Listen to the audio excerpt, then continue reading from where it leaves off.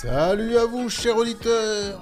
Bienvenue dans l'émission Coup de tête, l'émission Rock and Foot qui analyse et décortique l'actualité des Verts.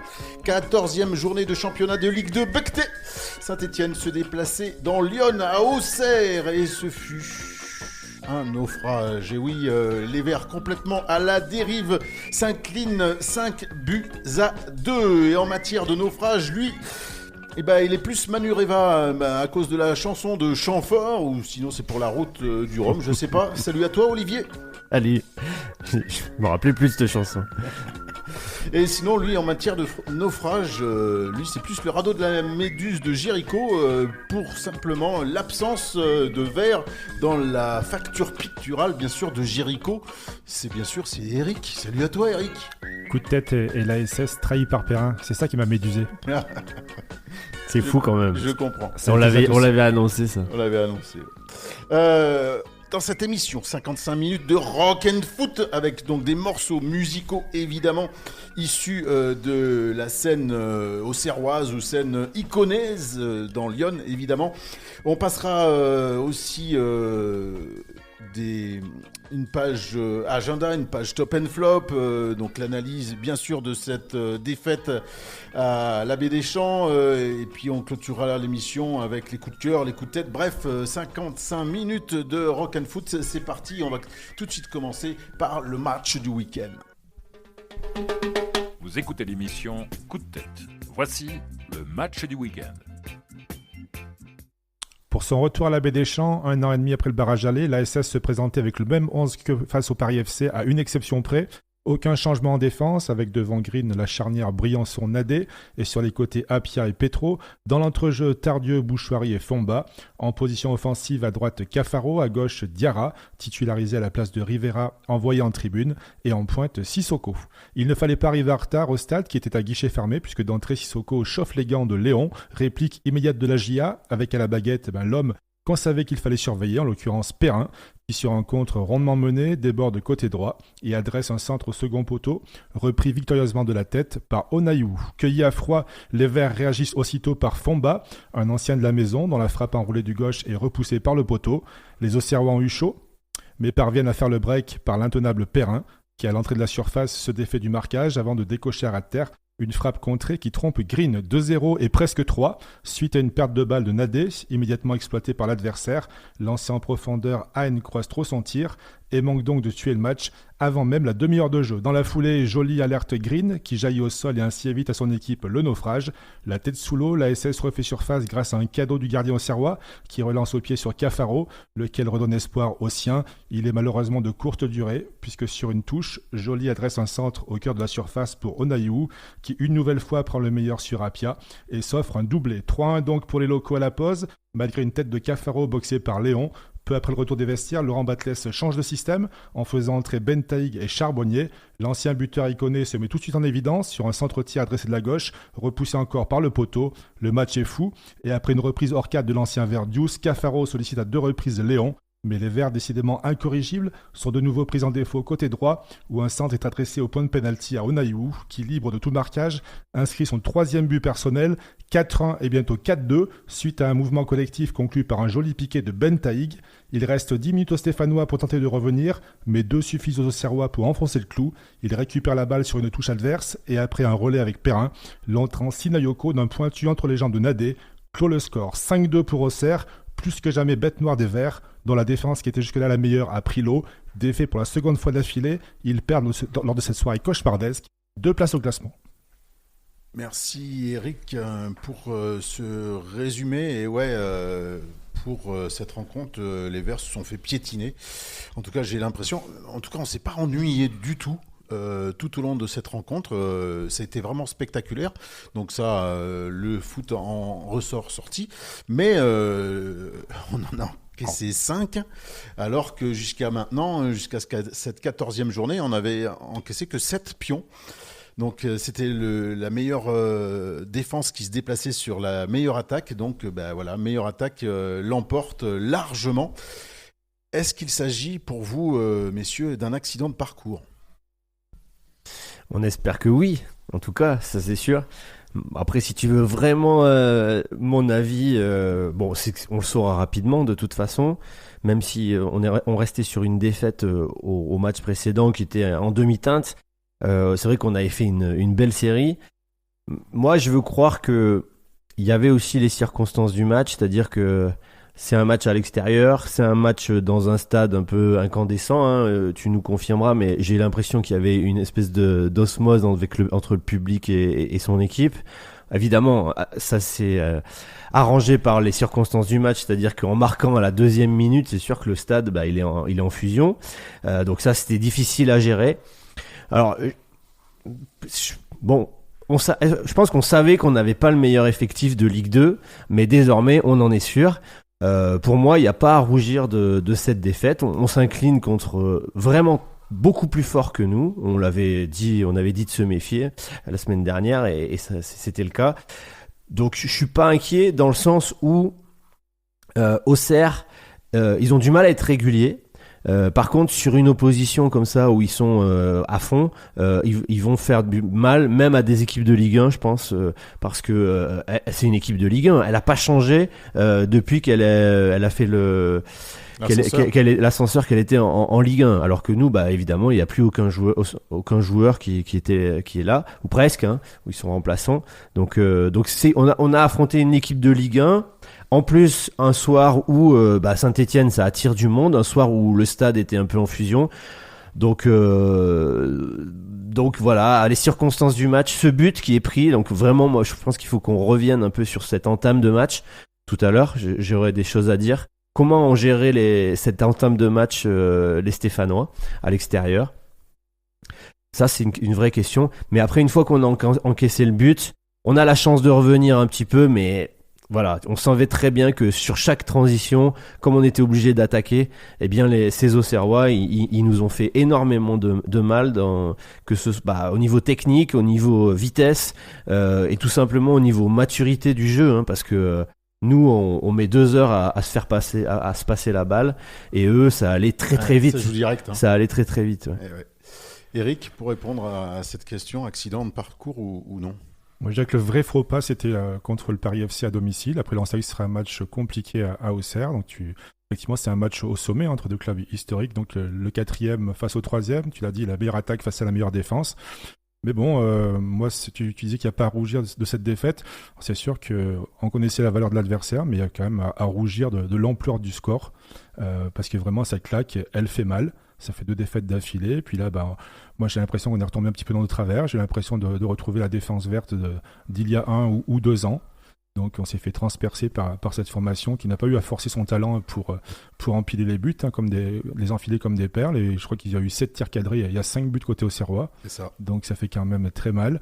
Donc voilà, il y a eu beaucoup de motifs d'inquiétude pour moi sur ce match. On en parlera donc samedi à Auxerre d'un point de vue défensif. On est passé totalement au travers. Moi, je pensais retrouver à Auxerre l'équipe qu'on avait vue à Caen et plus récemment à Laval, hein, c'est-à-dire une équipe cohérente, solide, solidaire. Mais là, elle s'est disloquée d'entrée. Puis après, elle n'a jamais retrouvé les ressources pour revenir. Et puis quand elle marquait un but, chaque fois, on se faisait planter derrière. Donc on a l'impression d'avoir pris quasiment les mêmes buts. Hein. Donc chaque fois, ça partait côté droit, et puis ça arrivait sur Onayou, qui s'est offert un triplé en prenant toujours le dessus sur Apia.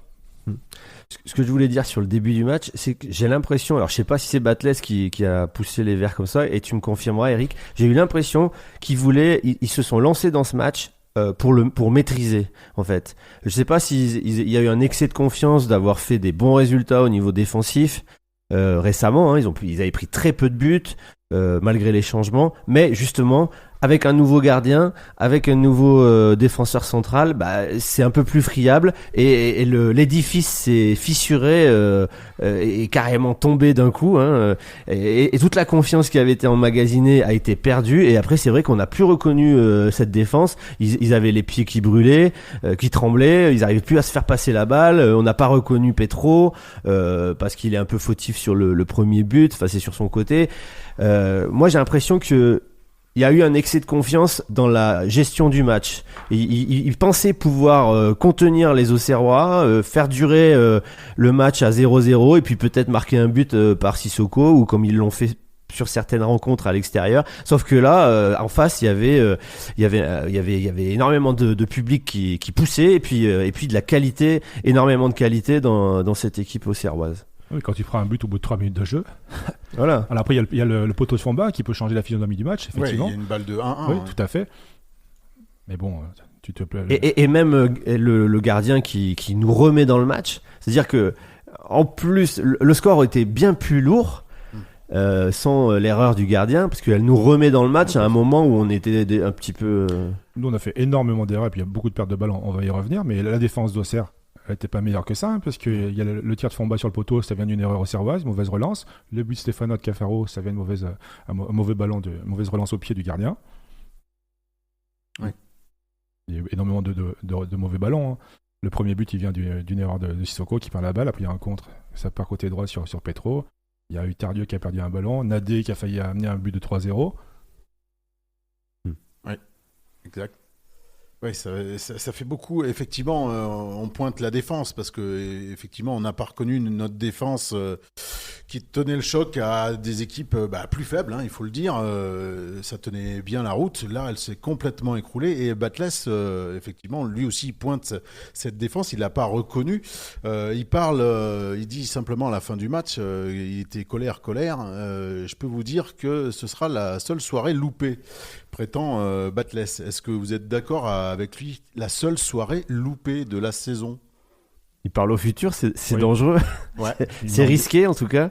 Il m'en garde ses hommes. Après, apparemment, il les avait prévenus que donc, le danger côté auxerrois venait des couloirs. Et c'est là qu'on a fauté, c'est là qu'on s'est fait transpercer, c'est là que nos latéraux n'ont pas existé. Hein. Ils étaient aux abois, que ce soit Petro. Alors jusqu'à présent, c'était quasiment le meilleur Stéphanois. Sur les 2 derniers matchs, on l'avait nommé dans l'émission à chaque fois dans les tops. Et puis Apia, bon, c'est vrai que ça fait quelques matchs qu'il est en dedans, mais là, les deux n'ont pas existé du tout. Nadé a une perte de balle dont j'ai parlé tout à l'heure. Franchement, c'est inquiétant. Hein. Ouais. Oui, moi je reviens sur cette seule soirée loupée. Moi ça m'a marqué quand même qu'ils prétendent ça parce que je me déplace quand même de temps en temps à Geoffroy Guichard et je trouve que des soirées loupées, j'en ai eu quand même pas mal depuis le mois d'août. À part la rencontre face à Angers où c'était presque sublime hein, puisque ça nous changeait vraiment. Mais des matchs face à Dunkerque, face à Valenciennes, face à Ajaccio, où on s'est emmerdé ferme dans les tribunes de Geoffroy Guichard. Moi, je parle ça plus de loupé. Mais t'as pas le même critère que lui. Je pense qu'il lui, il s'attache au score. Ouais. Non, mais c'est une bouillie de football depuis le début. Souvent, hein, c'est pas toujours. On a fait un bon match à Laval, on a fait un bon match face à Angers, mais moi, j'en vois que 2 depuis le début de saison. Et lui, il parle de simplement, cette fois-ci, une soirée loupée. Alors, je pense que c'est aussi les 5 pions qu'on encaisse. Bon, voilà. Alors, ce qui est bizarre, c'est qu'il a mis presque 5 défenseurs sur cette rencontre. Et puis, on en prend 5. Il a rajouté qu'il avait connu une seule soirée comme ça à 3 quand il était entraîneur et que justement, il a remis les pendules à l'heure en mettant les joueurs face à leur niveau. Et je pense qu'il parle surtout de l'agressivité. En fait, il a vu des joueurs complètement apathiques. Alors voilà, c'est son analyse. C'est vrai que on a manqué d'agressivité, mais c'est vrai que au bout de 3 minutes, quand tu perds 1-0 et puis que tu prends des vagues toutes les 3 minutes, c'est pas évident. Après sur le manque d'agressivité, tu vois, l'entraîneur il peut, à mon avis, ils vont cravacher quand ils vont revenir. Ils sont revenus aujourd'hui à l'entraînement, mais à mon avis, il va mettre les bouchées doubles pour que ce genre d'apathie ne se renouvelle pas. C'était un groupe décimé à l'entraînement aujourd'hui.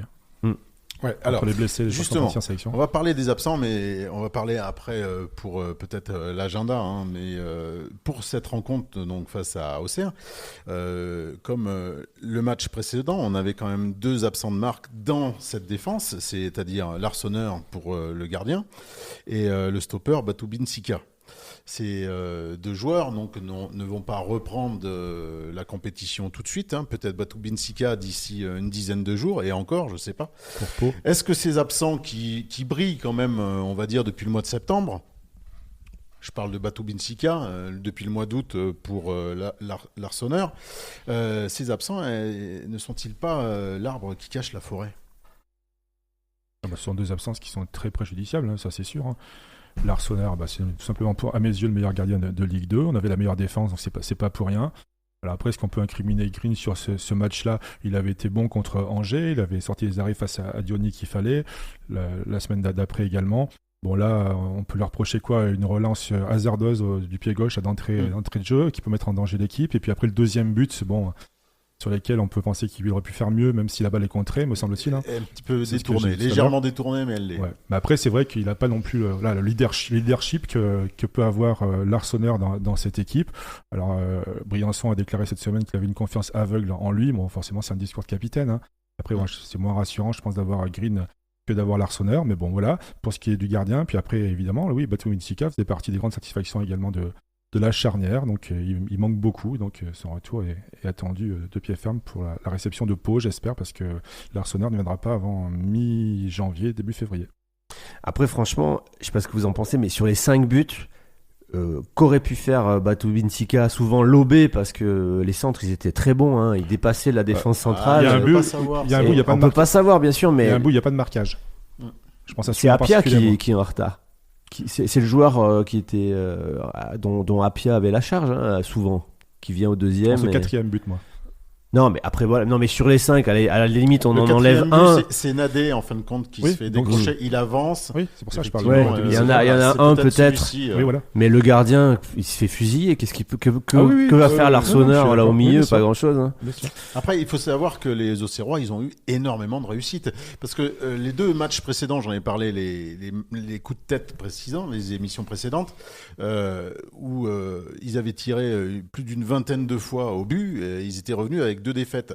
Là, bizarrement, ils tirent, je crois, une quinzaine de fois au but, et il y en a 5 qui rentrent. Ils n'avaient pas eu ce ratio depuis très longtemps, même depuis le début de saison. Tout a fonctionné du côté auxerrois, il faut le dire. Hein. Des fois, il y a des jours on est en réussite et des fois pas. Et là, tout fonctionnait pour eux. Par contre, eux, ils ont forcé à ce que ça fonctionne.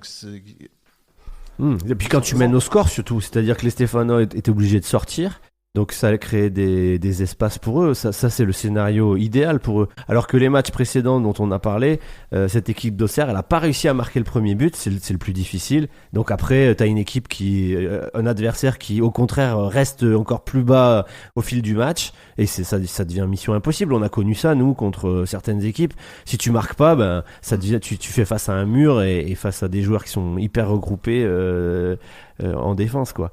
Par rapport à ce qu'il vient de dire sur la réussite, l'Auxerre c'est l'équipe qui avait le plus tiré sur les poteaux. Et là, la réussite était plutôt stéphanoise qui depuis quelques temps. Et puis là, au contraire, c'est nous qui avons tiré sur les poteaux. Que ce soit donc Fomba et puis ensuite donc Charbonnier, le centre-tir qui finit sur le montant gauche de Léon. Ouais, on inscrit quand même 2 buts. C'est relativement rare qu'on inscrive 2 buts. Non, mais c'est vrai. Le deuxième est joli. Hein. Enfin, le mouvement collectif est beau. Hein. On a 2 poteaux. On a des occasions quand même dans cette rencontre. Les stats, on est dominateur dans plein de registres.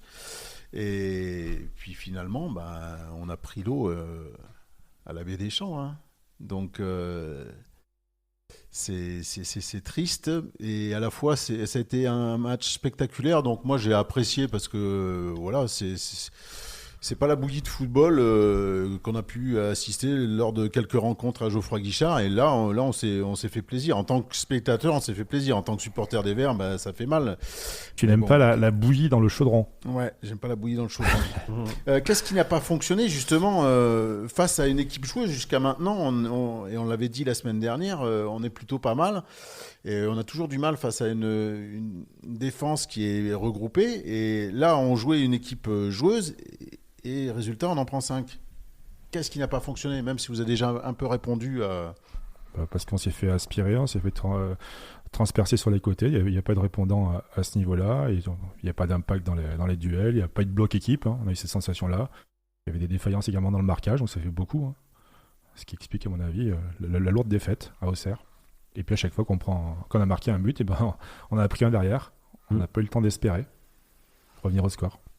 Ouais, en plus, Batles, il l'avait assez bien ciblé, hein, les forces de cette équipe. Donc à chaque fois, c'est venu sur des centres sur les côtés. Et nous, on n'a pas été présents à la retombée. C'est vrai que c'est quand même... à chaque fois, t'as l'impression qu'ils enfilaient comme les perles. Ouais. Mais à un moment... tu te dis, je sais pas, quand tu viens de prendre 3 buts à peu près identiques, tu finis, je sais pas, à la place d'Apia, je sais pas, je sais pas, le gars, tu le tombes, quoi, tu lui mets un tac, je sais pas, mais non, on est resté derrière, à la remorque des attaquants. L'attaquant, il s'est régalé, là, Onaiwu.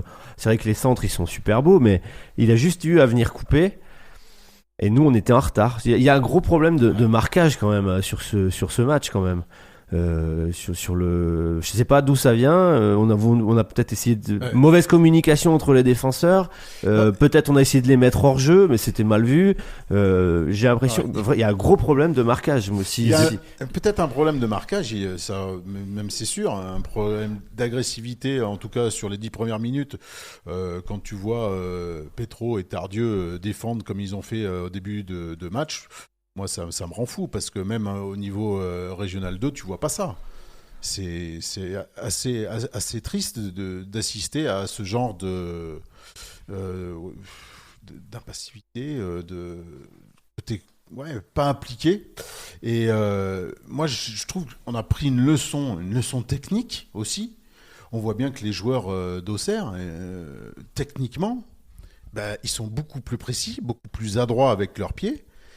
Et ça, plus le plan de jeu, qui est relativement simple du côté du schéma de Pélissier, l'entraîneur d'Auxerre, des passes longues, bien dosées, sur les côtés. Et puis, dans la défense, on laisse venir les Verts et on fait la bonne interception et on va vite. Et là, j'ai employé le terme, la vitesse. C'est ce qui manque et c'est ce que je dis et ce qu'on dit depuis le début de saison. Ce qui manque à cette équipe stéphanoise, c'est la vitesse. Et là, on a pris une leçon. Donc, dans la vitesse de jeu, dans le jeu simple, partir à l'avant, et techniquement, tous les contrôles passes qu'on a loupés sur cette rencontre et en face, ça c'est à partir en fin de compte du milieu de terrain. Il y a peu de déchets côté Iconoé. Donc, c'est une grande leçon. Et finalement, quand tu vois la différence, il y a 3 buts d'écart, ça ne me choque pas. Une leçon de réalisme, ils ont été cliniques, les Auxerrois. Oui, ils ont été en réussite, clinique, on est bien d'accord. Mais techniquement, ils sont largement au-dessus de nous. Mais largement. Et je rajouterais la tactique. On parle parfois de QI football pour quand on critique les Stéphanois. Là, pour le coup, le QI foot, ils l'ont. J'ai regardé le premier but. Si vous regardez bien, Perrin, il est pas du tout excentré normalement. C'est un centre. Il joue plutôt derrière l'attaquant, au milieu, dans l'axe. C'est Gauthier 1 qui joue sur l'aile. Eh bien, il est venu comme ça sur le côté, ce qui fait que Petro savait plus trop ce qu'il fallait qu'il fasse. Rester sur Gauthier 1 ou sur Perrin. T'as Tardieu qui revient, mais c'est peut-être pas le meilleur défenseur latéral du monde. Il se fait déborder. En fait, ils ont super bien exploité. Ils ont su venir perturber cette défense qui était pourtant bien rodée en faisant des dépassements de fonction, en changeant complètement en croisant les courses, en croisant les postes et les Stéphanois. Vous voyez le premier but ? Ouais. En fait, c'est Tardieu qui vient faire le pompier de service sur le côté. Et en fait, Petro sait plus ce qu'il doit faire. Il sait plus. Et en fait, le centre sur plein d'attaques sur le côté de Petro, tout à fait. Il savait pas où il se plaçait. C'est ça. Parce que c'est Perrin qui venait comme ça en surplus. Et alors que c'était pas son bonhomme, c'est plutôt Tardieu qui devait le suivre. Mais bon, Tardieu, il se rate sur l'interception. Et c'est vrai que c'est un super joueur. On l'avait dit. Et puis en plus, pour l'émission qu'on présente qui s'appelle Coup de tête, il y a une certaine forme de destin, malheureusement, puisque c'est le héros, on le rappelle, du film. De Jean-Jacques Hano. Patrick Devers joue le rôle de Perrin dans cette équipe de Trinquant. Et c'est aussi cette histoire d'un joueur qui marque un but important, qui fait basculer la rencontre. Donc il y avait une certaine forme de destin. On n'y échappe pas. Ouais, l'esprit de la gagne. Le Spirit, c'est le premier titre musical issu d'un groupe du département de Lyon, même un des meilleurs actuellement sur la scène rock garage en France. Il s'appelle Johnny Mafia, ce groupe, avec ce titre Spirit.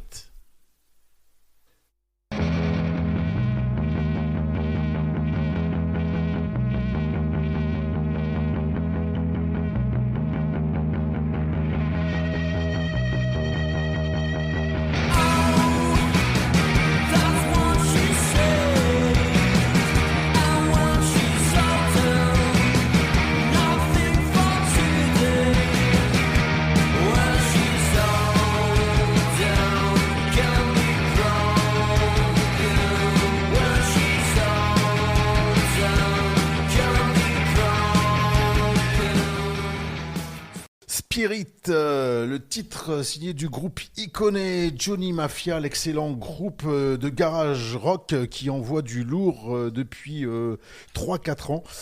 Franchement, les titres sont toujours bien travaillés et sur scène, ça envoie du lourd et ils en ont convaincu plus d'un, donc bravo à eux et que ça continue comme ça parce que c'est du bon rock comme on aime ici. Retour au foot après le rock et encore une question ou deux, non, je crois que j'ai tout dit.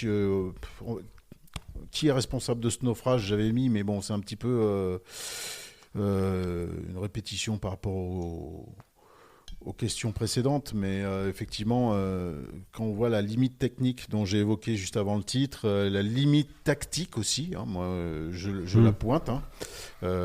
Quand j'ai parlé tout à l'heure d'un système avec 5 défenseurs parce que je mets Tardieu dedans et que l'on en prend 5, et puis le fond de jeu, à part...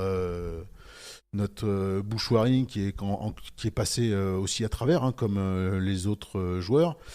Mais ces 3 attaquants, on va dire, hein, moi je le vois comme un 5-2-3. Est-ce qu'il n'aurait pas fallu, quand tu voyais que ça allait d'un camp à un autre, solidifier ce milieu de terrain? Et quand tu vois Mouefek qui a arrivé comme la fois précédente si tard dans cette rencontre, pour moi c'est une faute de plus de notre coach, non? Après, je ne sais pas s'il y avait grand-chose à espérer dans ce match. Oui, mais quand tu assistes alors, sauf si tu changes le 11. Sauf si tu changes le 11 de départ. Mais... Quand tu vois que ça va d'un oui, côté alors comme je l'autre, suis d'accord avec... Alors, il a changé plus tôt terrain... que d'habitude quand même. Par rapport à d'habitude, il me semble qu'il change au bout de 5 minutes en deuxième mi-temps. Ouais. Il y a un double changement Alors, avec l'entrée de Charbonnier et de j'ai Bentaïg. pensé, Ça fait un changement de système. Souvent, on dit qu'il attend la 70e pour changer ou la 60e. Il a fait un triple changement plus tard, mais le double changement intervient au bout de 5 minutes. 52e et 53e pour Bentaïg et Charbonnier. Oui. Et milieu de terrain, je suis désolé, c'est 73e avec Monconduit, Lobry, Mouefek. Là, en plus, le match était plié. Limite, c'est même pour faire reposer un peu Est-ce qu'il aurait Tardieu, pas fait faire l'inverse quand tu vois que le milieu de terrain est inexistant, quoi, et que il fallait contrer,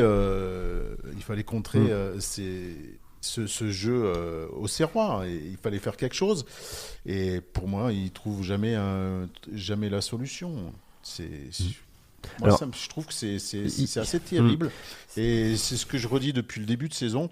Je pense pas qu'on puisse monter au niveau supérieur avec Batles, hein, aussi simple que ça. Puis en plus, on a appris des mauvaises nouvelles pendant la CAN, mais on en reparlera peut-être tout à l'heure.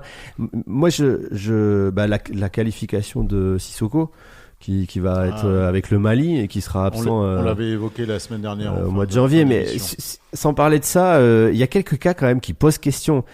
Quid d'abord de Diarra, qui est normalement plutôt calibré Ligue 1, j'aimerais bien avoir votre avis. Quid de Bouchouari, qui alors il fait des belles prestations, mais au niveau de l'état d'esprit et au niveau de ses fautes et des cartons qu'il prend, qu'est-ce que vous en pensez? Non, je suis pas d'accord. Non mais et troisième chose, aussi j'aimerais qu'on parle d'un troisième cas dont je vais retrouver le nom. Déjà on commence par les deux premiers. Ça fait beaucoup de quid. Donc on est dans le top and flop là alors. Non mais ça pose question quand même. parce que ça serait censé être nos leaders techniques, et au moment où on en a besoin, ils nous abandonnent. Là, tu vois, quand tu vois, il souffre de la comparaison, Bouchoirie, face à Gauthier, face à Perrin. Peut-être qu'on le monte un peu trop. Non, parce que moi, tu mets Bouchoirie dans l'équipe auxerroise, c'est la même. Il aurait plus de liberté, il jouerait devant. Là, tu vois bien que même sur le but, le deuxième but qu'on prend, c'est lui qui est en train de défendre. Sur la frappe de l'Auxerrois. Non, lui, son rôle, c'est d'être plus devant. Non, j'ai pas dit que je jetais la pierre. J'ai dit que j'aimerais comprendre. Comment vous expliquez ces cartons à répétition ? Quand tu le vois chercher les ballons juste au-dessus de sa surface de réparation, c'est là que tu te dis qu'il y a un souci quand même. C'est pas sa place. Lui, ce qu'il aime, c'est distribuer des bons ballons devant et dans la partie adverse. Donc est-ce que c'est le jeu que prône Batles qui lui convient pas ? Je sais pas, mais un joueur comme celui-ci, tu le mets dans l'équipe d'en face, il brille. Même de toute façon, même sans ça, il brille. Là, le souci, c'est qu'il est irrégulier. Pour revenir au carton qu'il prend, si tu te souviens bien, il y a une faute évidente sur lui. Monsieur l'arbitre, il est juste à côté, il ne siffle pas. Il faut qu'il s'énerve pour que l'arbitre central, mette un carton jaune à l'Auxerrois, et en plus lui il prend un carton jaune, chose qui est pas normale. Voilà, c'est que l'arbitre ne fait pas son boulot au moment voulu. Voilà, c'est aussi simple que ça. Et il a raison. Heureusement qu'il y a des gens comme lui qui sont colériques et qui n'aiment pas la défaite, qui n'acceptent pas ça et qui vont vers l'avant. Non, en plus, il y en a qui sont bons que dans ces conditions. Je pense à McEnroe, par exemple, il pouvait que jouer en s'énervant. Non, qui continue comme ça, même s'il prend des cartons jaunes, pour moi, c'est le meilleur depuis le début. Non, mais j'ai pas dit qu'il était pas bon, j'ai dit que... Donc, il peut se permettre de faire des faux pas footballistiques, on va dire. Il a eu moins de mordant, il n'a pas apporté la vitesse et la verticalité qu'on lui connaissait, mais après, je te rejoins là-dessus. Effectivement, il y a une grosse faute de Diouf, c'est l'ancien vert qui commet la faute sur Bouchoirie. Donc une faute méchante, donc il réagit par rapport à cette faute-là. C'est vrai qu'il est assez sanguin, mais bon, il a raison de ne pas se laisser faire sur ce coup-là, même s'il prend beaucoup de cartons. Et puis après, malheureusement, ça peut nous être préjudiciable par la suite. On n'a pas parlé du groupe. Moi, j'étais surpris quand même qu'au niveau du groupe, il y avait beaucoup de milieux de terrain qui étaient convoqués par Batles, qui a laissé Rivera, la sortie du groupe, il l'a mis en tribune. Après, tu regardes le groupe, il y avait aucun défenseur, puisque le seul défenseur vraiment qui rentre, c'est Ben Taïg. On ne peut pas dire que ce soit un défenseur. C'est plutôt un joueur qui apporte offensivement, c'est pour ça qu'il le fait rentrer. Et puis après, il y avait beaucoup de milieux de terrain. Il a rappelé par exemple Monconduit qu'il avait même fait rentrer en jeu. Moi, j'ai pas compris. Je trouve ça assez surprenant de sa part. J'ai pas compris pourquoi il a mis Rivera, il a laissé Rivera à Saint-Etienne. On comprend pas grand-chose. Enfin, en tribune. Surtout qu'il avait fait des prestations plutôt plus que correctes lors des deux précédentes. Tu le mets au moins sur le banc voilà. Monconduit. Voilà, il fallait. Là, finalement, il aurait pu venir seconder Diarra, puisque Diarra, tu le voulais titulaire, Diarra, la semaine dernière. Non, mais là, j'avoue, c'est pour ça que j'attendais que vous me lanciez la perche. Offensif, donc je vais faire mon mea culpa. Alors que la défense prenait l'eau. Comme disait Isabelle Nanty dans 3-0, il y a un gros problème en défense. On l'a pas vu venir après. Non, mais là-dessus, alors là, mea culpa, je le vois beaucoup meilleur qu'il n'est certainement Diarra. Hein. Avant sa blessure, il était intéressant. Oui, voilà, il a fait 2-3 sorties bien. Même après, s'il n'est pas décisif, il faisait des différences. Voilà, après, il faut que le match tourne. Le seul moment où il est bon, c'est une flèche, on lui lance un ballon, il court, c'est vrai qu'il va vite.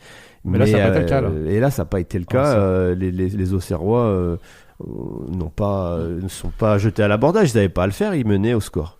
Allez, le temps passe vite. Flop, allez, 3 joueurs chacun. Moi, je vais t'en donner d'abord un.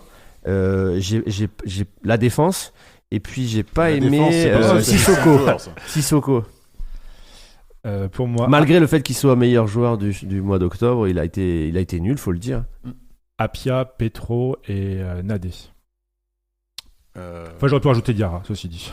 Ouais, moi, bizarrement, effectivement, la défense elle est coupable là-dessus, mais j'ai pointé Diarra, Sissoko, qui ont été vraiment nuls de chez nuls.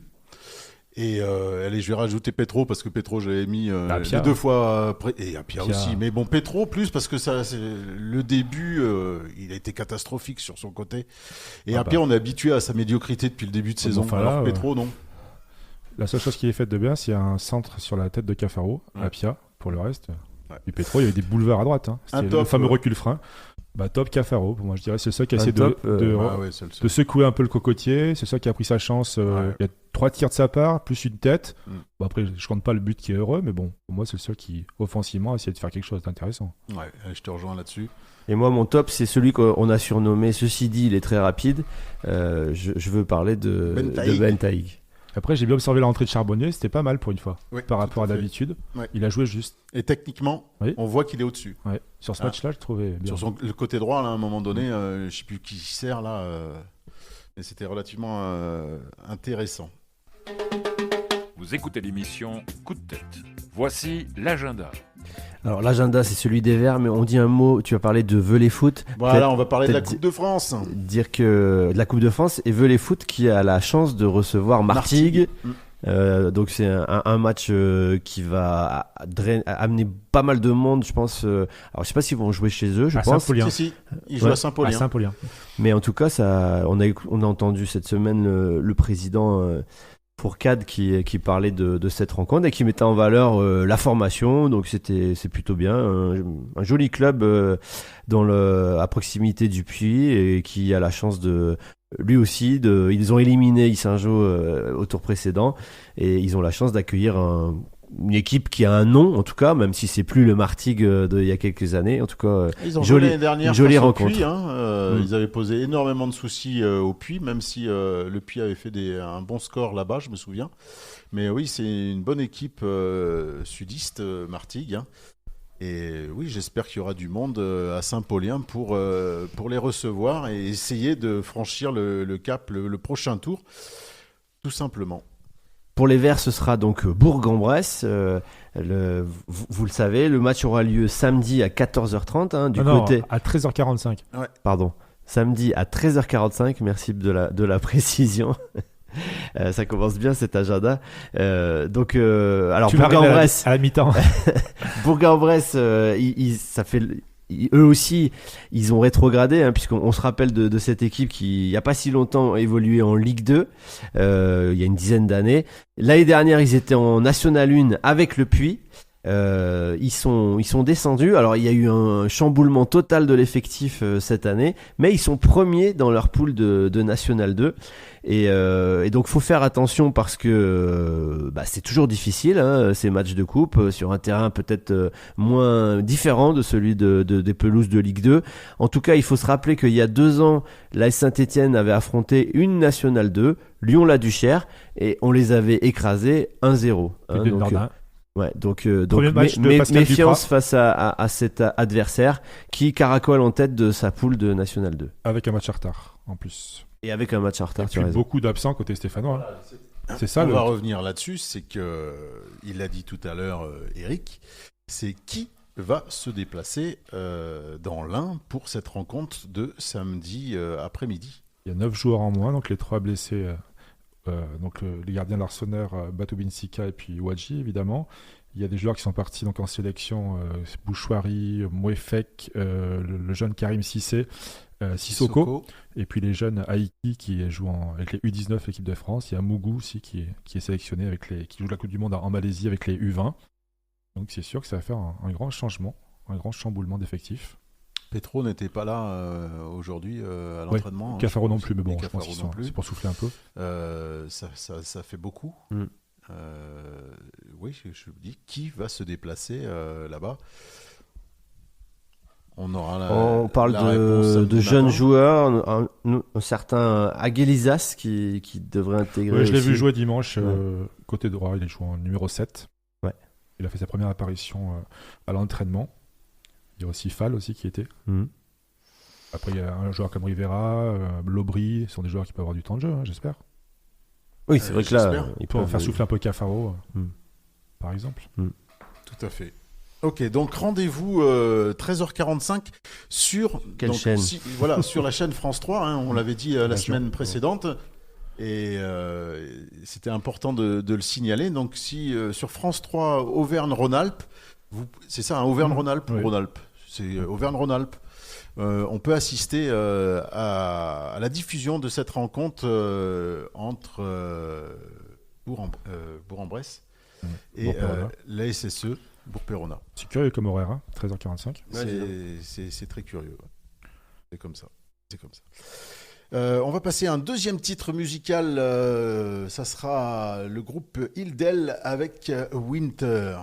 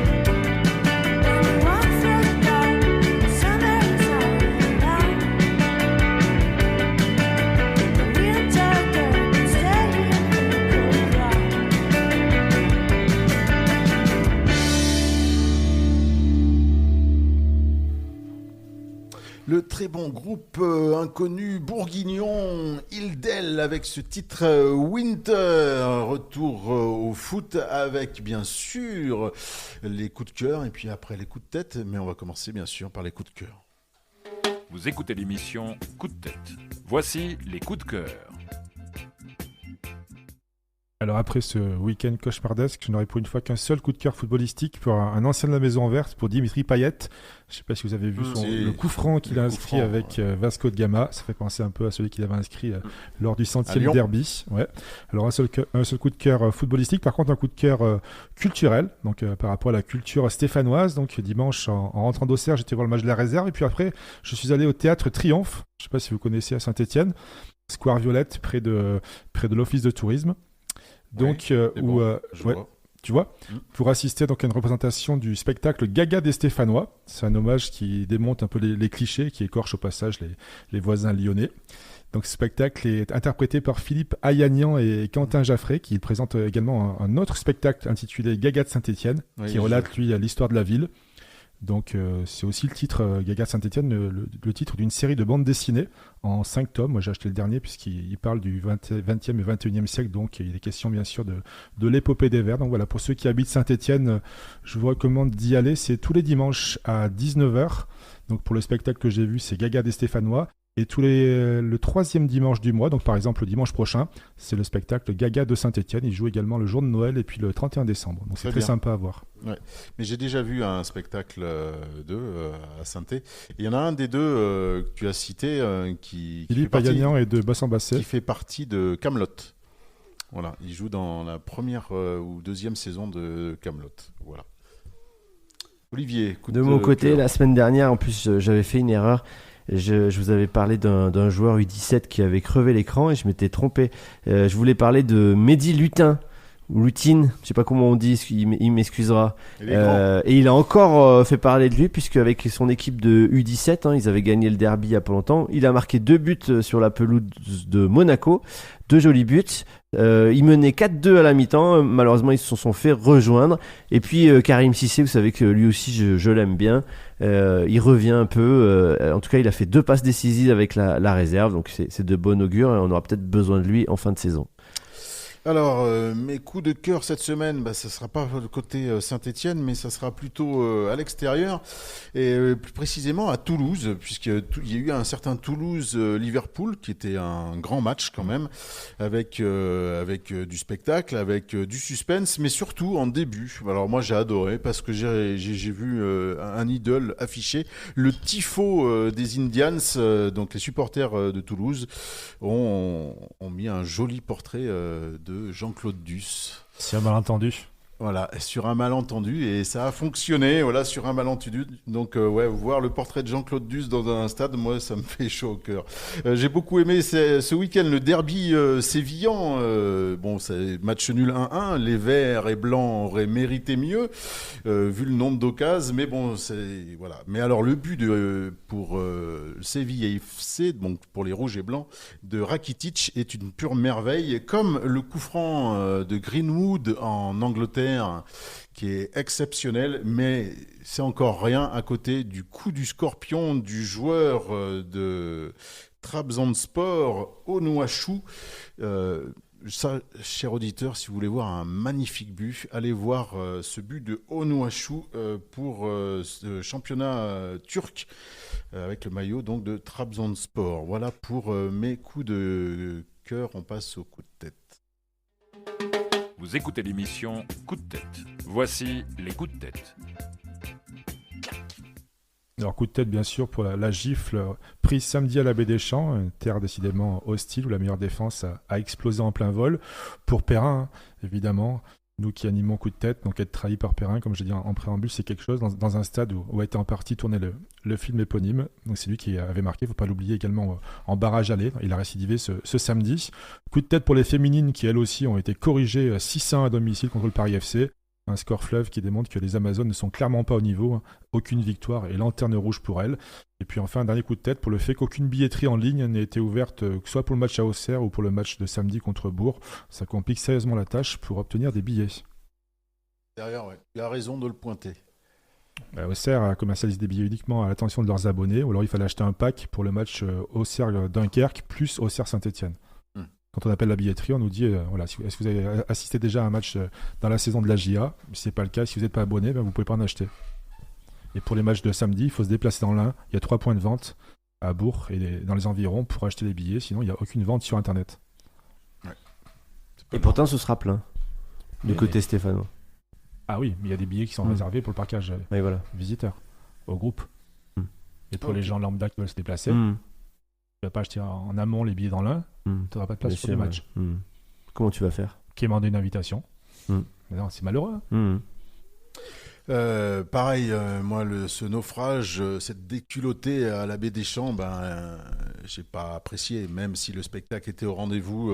Ça fait vraiment mal. Donc, c'est mon principal coup de tête. Sinon, je ne comprends pas les matchs internationaux qui sont pendant les matchs, l'entrée en lice des Verts en Coupe de France. Voilà, on l'a dit tout à l'heure, il y a 4 joueurs qui vont rejoindre leurs équipes nationales, donc c'est un peu triste. Et moi, là, je vais revenir sur un fait de jeu sur ce match entre Auxerre et la SSE, c'est avec l'entrée de Monconduit. Le dernier but qu'on prend, tu l'as dit tout à l'heure, c'est pas sur une touche des Auxerrois, mais c'est une touche de Briançon qui se dépêche de la faire, et c'est Monconduit qui essaye de lui remettre. Et ça, moi, je le vois, même au niveau, c'est ce que je parlais tout à l'heure de Nino, R2, même en R2, tu vois pas ça. Et Monconduit, une fois qu'il a perdu le ballon, il ne court même pas derrière l'Auxerrois. Et c'est lui qui frappe au but, qui met un pointu et qui met le 5e but. Là, moi, j'avais pas vu, je l'ai analysé en le revisualisant une deuxième fois, mais là, c'est le pompon pour moi.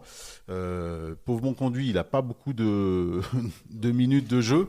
Je l'ai beaucoup esquinté l'année dernière, mais là, le fait qu'il ne soit pas titulaire à chaque fois, tu comprends rapidement, quoi. On a pris deux buts sur une touche. Le but du 3-1, c'est une touche auxerroise, et le but du 5-2, c'est une touche stéphanoise. Voilà. Et l'année dernière, j'avais pointé dans mes coups de tête, on n'était pas fort en touche. Et ça se confirme, on n'est vraiment pas doué en touche, et ça, c'est un truc, ça fait partie du foot, et ça se travaille, c'est comme tout. Attends, Bathès, il leur a dit de jouer une touche. Ouais, mais il n'est pas compris comme ça. Olivier, pour terminer. Non, on va se souhaiter une bonne semaine. Je vais juste rajouter qu'il y a maintenant des entraîneurs qui font des spécialisés dans les touches. Ça existe dans les très grands clubs. Je pense pas que ce soit encore le cas à Saint-Etienne, mais il faudra peut-être y venir. Je vais postuler. Sur le banc de touche. C'est autre chose, ça. Pensez à Rudy Garcia.